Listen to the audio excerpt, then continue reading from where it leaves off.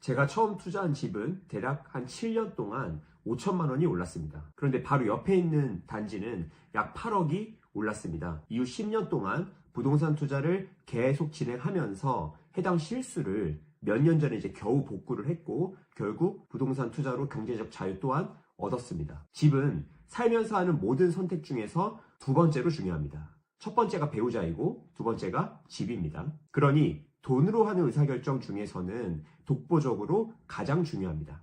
하지만 대부분 첫 집에 대한 의사결정은 저처럼 실패로 끝나게 됩니다. 그나마 그 실수를 복귀하고 바로 잡는 과정을 거치게 되면 끝내는 성공으로 연결됩니다. 하지만 대부분의 경우 처음부터 실패를 경험하게 되면 해당 분야를 불신하고 그 지점에서 멈추게 됩니다. 문제는 본인의 의사결정력이지 부동산 투자 자체가 아닙니다. 오늘 영상은 집 잘못 사면 후회합니다 같은 이야기를 하려는 게 아닙니다. 그런 얘기는 이미 유튜브에 넘쳐납니다. 왜 대부분의 사람들이 같은 실수를 반복하는지 그리고 그거를 피하는 판단 기준이 뭔지를 말씀드리겠습니다. 제가 실수를 바로잡는 10년이라는 기간 동안 경험한 것을 하나의 영상으로 정리했습니다. 단 몇 분 만에 여러분들은 제가 10년 동안 경험한 것에 엑기스만 배워가게 될 것입니다. 그럼 시작합니다. 1번, 시기를 잘못 잡는다. 실거주용 집을 살 때는요, 싸게 살 필요까지도 없고 타이밍을 잘 잡을 필요도 없습니다. 다만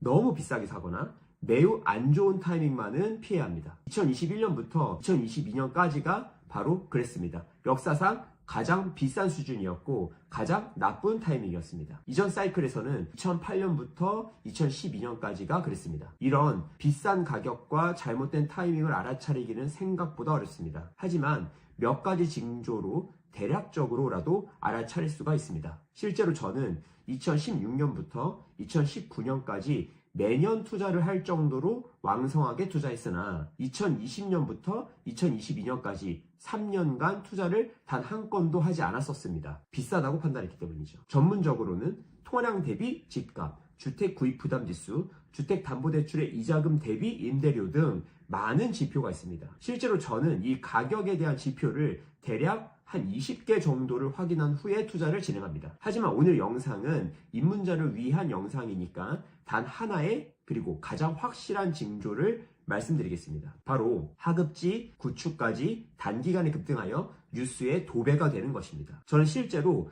요식업장을 한 4개까지 운영을 했었습니다. 당시 2021년에 해당 요식업장에서 일을 하면서 MZ세대들이 와서 부동산 주식, 코인 이야기 등을 하는 것을 들으면서 더욱 버블을 확실했었습니다. 그래서 투자를 지금은 하지 말아야겠다라는 기존 생각에 더욱 확신을 가질 수가 있었습니다. 비슷한 맥락으로 확인하기 좋은 것은 바로 서점에 가보는 것입니다. 서점 베스트셀러 코너에 가서 한번 확인해 보세요. 만약에 부동산 책들로 도배되어 있다. 그러면 그런 시기에는 투자를 하지 않을 것입니다. 왜냐하면 대중들이 부동산 시장에 참여하고 자격이 없는 부동산들까지 단기간에 급등하면 시장이 끝물로 가기 때문입니다. 반대로 2023년처럼 매일 8시 뉴스에 부동산이 폭락했다, 서울도 미분양이 났다, 전세금을 돌려주지 못해 전세 사기가 역대 최고치다, 건설사들이 PF 부실로 부도가 났다 등 부동산에 대한 비관론과 폭락이 동시에 나타났을 때가 바로 기회입니다. 왜냐하면 시장에 대중들이 아무도 남아있지 않기 때문이죠. 그래서 우린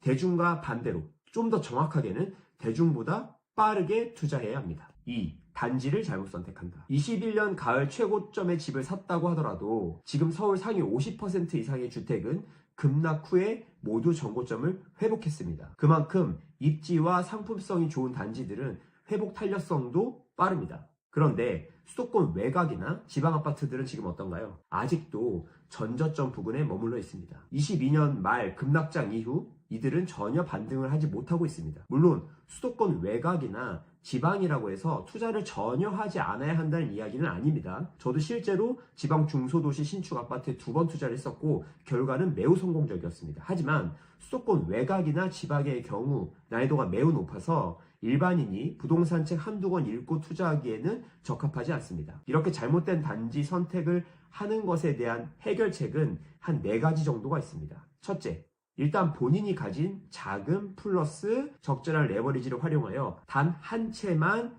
가장 좋은 것을 사는 것입니다. 이렇게 하면 본인의 경제력 중에서 가장 좋은 것을 매수할 수 있습니다. 우리 모두가 한 번에 강남 아파트를 살 수는 없습니다. 하지만 이렇게 본인의 경제력 중에서 가장 좋은 것을 단 한 채만 매수한 후 1주택 갈아타기 전략을 사용하면 나만의 강남에 도달을 할 수가 있습니다. 둘째, 입지 가치와 건축 가치를 구분해서 보는 눈을 키우는 것입니다. 부동산이 올라가는 가장 근본적인 이유는 바로 돈이 늘어나기 때문입니다. 그런데 이 늘어난 돈을 흡수하는 것은 바로 땅입니다. 우리는 이것을 입지라고 합니다. 반면에 건축물은 시간이 지날수록 감가상각되어서 그 가치가 떨어집니다. 자동차가 감가상각되는 것과 같습니다. 다만 우리가 아파트를 매입한다고 했을 때 눈에 보이는 것은 건축물이지만 실제로는 땅을 같이 사는 것이기 때문에 아파트는 자동차와 달리 감가상각되지 않고 오른다고 생각하는 것뿐입니다. 땅값이 올라서 아파트값도 오르기 때문이죠. 즉 땅과 건축 이 둘을 구분해서 보면 보유기간에 따른 전략이 나옵니다. 보유기간이 초장기라면 무조건 땅의 가치가 높은 곳을 사야 합니다. 같은 가격인데 땅의 가치가 더 높으려면 입지는 좋고 하지만 구축을 선택해야겠죠. 보유기간이 중기 정도라면 땅의 가치와 건축물의 가치를 고루 봐야 합니다. 주로 신축이거나 신축이 될 확률이 매우 높은 개발 사업이 여기에 해당이 됩니다. 첫 집은 갈아타기 용도이기 때문에 땅의 가치와 건축물의 가치를 골고루 같이 봐야 하며 개발 사업은 매우 난이도가 높기 때문에 초보자라면 준신축, 즉 15년차 이하로 선택하는 것이 매우 유리합니다. 셋째, 아파트 공부는 가격부터. 입지 공부를 하고 임장을 하고 경제 뉴스를 보는 등 다 좋은 공부 방법입니다. 하지만 자본주의는 결국 가격에 모든 것이 반영됩니다. 특히 아파트는 모두 같은 규격이기 때문에 더욱 그렇습니다. 자, 여러분들이 부동산 공부를 할 때 지도를 보거나 무작정 임장을 나가는 것은 굉장히 비효율적입니다. 아파트의 가격 서열을 아는 것이 먼저입니다. 이후 왜 그 가격일까를 알기 위해서 지도도 보고 임장도 나가고 중개사와 대화도 해보는 것입니다. 그래서 아실이라는 사이트를 추천드립니다. 해당 사이트에서 순위 분석 탭을 이용하면 대한민국 전체 가격 서열이나 서울 내에서의 가격 서열 또는 성동구 내에서의 가격 서열, 평형별 가격 서열 또는 기간별 가격 서열 등 모두 조건별 검색을 할 수가 있습니다. 가격 서열을 아는 것이 부동산 투자 공부의 시작점입니다. 넷째, 가격 서열을 알았다면 미래 가격을 추정해보기. 자, 현재 가격 서열을 알았다면 이제 미래에는 어떨지 추정해보는 것입니다. 예를 들어 수지는 죽전보다 서열이 낮았습니다. 신분당선이 생기기 전까지는 말이죠. 하지만 신분당선이 생기고 분당선보다 강남 접근성이 훨씬 더 좋아지자 수지가 훨씬 더 많이 올라서 서열을 역전했습니다. 자, 일례로 더샵 보정 에비뉴의 39평은 2006년 6억이었고 현재는 10억입니다. 2배도 오르지 못했죠. 반면 수지 신정주공 1단지 25평은 2006년에 2억이었는데 현재는 10억입니다. 약 5배가 올랐습니다. 신분당선의 파급 효과는 이 정도로 강력했습니다. 하지만 당시 아무도 이 정도로 강력할 것이라고 예상하지 못했습니다. 자, 여러 가지 호재가 있지만 그 중에서 오늘 딱 한 가지만 알려드리면 서울 중심 업무 지구인 강남, 광화문, 여의도, 특히 강남 접근성을 극적으로 개선시켜주는 지하철 노선도 중 공사가 확정된 경우, 이 경우 매우 중요하게 봐야 합니다. 지금은 GTX A, B, C가 대표적이고 특히 GTX A의 경우 완공이 머지 않았습니다. 지금 서울역부터 삼성역 구간이 개통되지 않았기 때문에 사실상 GTX A는 지선 정도의 역할만 합니다. 그러다 보니 언론에서 비관론을 마구 쏟아냅니다. 하지만 서울역에서 삼성역 구간이 개통이 되고 삼성역 일대와 서울역 일대의 개발이 향후 10년 동안 진행이 된다면 GTX-A는 신분당선급의 파급력을 갖게 될 것입니다. 이런 식으로 어느 정도 확정된 미래 중에서 사람들이 얕보는 것이 투자에서 큰 기회가 될 수 있습니다. 3. 자기의 경제력을 과소 또는 과대평가한다. 저의 첫 투자가 실패로 끝났었던 이유는 제 경제력을 과소평가했기 때문입니다. 자기 수준보다 못한 아파트를 사면은 돈을 잃지는 않죠. 하지만 상대적으로 잃을 수가 있습니다. 우리는 이것을 기회비용이라고 합니다. 저는 해당 투자로 월세를 7년간 대략 5천만 원 정도 받았었는데 그리고 가격이 한 5천 정도 올랐어 결국 총 1억 정도를 벌었던 것입니다. 돈을 잃지 않았고 심지어 벌었지만 2016년부터 2023년까지의 수익으로는 매우 아쉬운 수익입니다. 또는 소위 영끌이라고 하는 본인 경제력을 과대평가해서 집을 사게 되면 결과는 시기에 따라 달라집니다. 23년부터 24년과 같은 시기의 영끌은 매우 큰 수익으로 돌아왔을 것입니다. 반면 21년의 영끌은 매우 큰 고통으로 돌아왔을 것입니다. 심하면 역전세로 인해 파산을 했을 수도 있습니다. 그렇다면 자기 수준에 맞는 집을 어떻게 찾을 수가 있을까요? 일단 아파트 가격 기준으로 레버리지를 나이에 따라서 한 40에서 70% 정도까지만 사용하면 적정한 것입니다. 이는 국가에서 평상시에 허용하는 범위이기도 하며 글로벌 스탠다드이기도 합니다. 만약에 당신이 30대라면 대략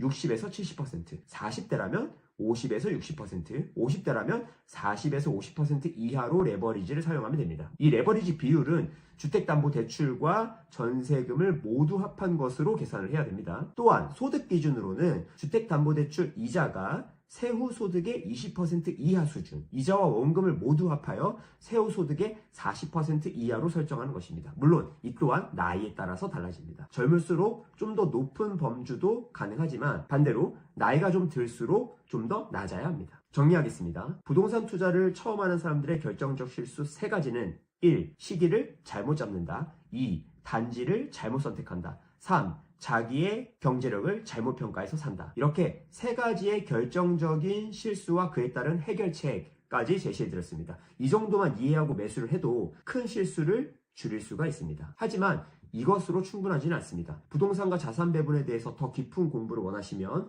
제 채널을 구독해주세요. 제 10년간의 노하우를 모두 알려드리겠습니다. 특히 앞에서 언급한 부동산이 비싸서 투자할 수 없는 시기에 할 수 있는 글로벌 자산 배분 전략도 제 채널에서는 함께 다룹니다. 부동산 전문 유튜버의 문제는 항상 부동산만 늘려가는 방법을 알려준다는 것입니다. 이제 다주택은 취등록세 최대 12%, 보유세와 종합부동산세, 그리고 양도세 최대 80%로 그 실익이 전혀 없습니다. 저도 다주택자를 해봤기 때문에 잘 알고 있습니다. 또한 10년 중 2, 3년 정도는 부동산이 매우 고평가되어 있는 상태이고 이럴 때 투자하면 복구하는데 굉장히 오랜 시간이 걸립니다. 더 큰 문제는 복구하는데 오랜 시간이 걸림으로 인해서 다음 좋은 시기에 참여할 수 있는 그 권한까지 박탈당하게 된다는 것이죠. 그래서 1주택 갈아타기 전략과 글로벌 자산 배분 투자를 시기에 따라서 무게중심으로 옮겨가면서 하는 것이 지금 현재 최적의 투자 방법이고 이런 투자는 우리 채널에서만 다룹니다. 자, 여러분의 경제적 자유를